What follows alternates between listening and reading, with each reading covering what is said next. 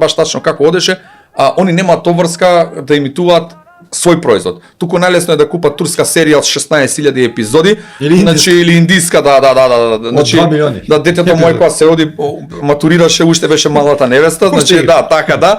И тоа им е најлесно зашто на пример тебе да те плаќа, да те финансира или било како, а уствари ако има добра заработка кај тебе, ќе има добра заработка и они. Но секогаш идат да те деградираат, да те понижат, кад тебе ли ќе те гледам, тебе, а уствари со тоа не сваќа дека сите губат по нешто. Кога можеме сите заедно да се здружиме и да направиме нешто добро за овој напатен македонски народ кој е желен за смешка, за хумор, за смеење. Пази, одговорот им е дека кај народот тоа пари турски серија, ама ти тоа си му дал да гледа на народот. Ти ако ми даеш хумор и хумор ќе гледа. Ти ако ми даеш батак и не знам што, и оваму пржени јајца сигурно ќе земам батак. Ама ако ми даеш само пржени јајца, кај да барам батак? Точно. Значи што ќе му понуди, а народот си сака. Еве, реакциите на моите видеа се топ, затоа што правам видеа каде што може да седнат и внуки и баба, сите да погледнат и да се насмеат.